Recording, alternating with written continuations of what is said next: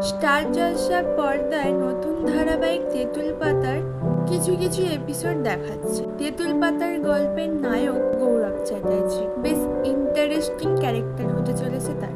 ধারাবাহিকে কাকার চরিত্র বেশ প্রধান, যেখানে থাকবেন দেবনাথ চ্যাটার্জি। বাচ্চাদের নিয়ে নানান মজার নাটক করান তিনি। এদিকে তার ছেলের চরিত্রে আছেন নীল চ্যাটার্জি। পজিটিভ চরিত্র তাকে দেখা যাবে।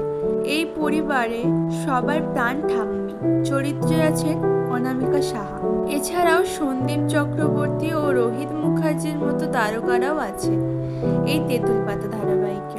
এছাড়া এই ধারাবাহিকের আফরিন সিংহ রায়কেও দেখা যাবে বিশেষ চরিত্রে। ধারাবাহিকে নায়িকার চরিত্রে অষ্টমী খ্যাত ঋতুপ্রতা দের সাথে জুটি বাঁধছেন গৌরব। তেঁতুল পাতা ধারাবাহিকে বোনের চরিত্রে আছেন খুব জনপ্রিয় মিঠাই নায়িকা, যার চরিত্রটা গল্পের দ্বিতীয় নায়িকার চরিত্রে বলা যেতে পারে। এবার তেঁতুল পাতা ধারাবাহিকের মাধ্যমে কামব্যাক করছেন জনপ্রিয় টেলি অভিনেত্রী ঐন্দ্রিলা সাহা। মিঠাই, রানী রাসমণি, তাছাড়া অন্যান্য প্রভৃতি অসংখ্য ধারাবাহিকে প্রধান চরিত্রে তাকে আমরা দেখেছি। এই ধারাবাহিকে তার চরিত্রটি পজিটিভ হতে চলেছে, তবে একটু চমক থাকছে প্রথমের দিকে।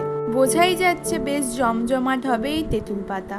তো বন্ধুরা, কে কে এক্সাইটেড কমেন্টে জানাতে পারো, আর ভিডিওটা ভালো লাগলে চ্যানেলটাকে সাবস্ক্রাইব করো।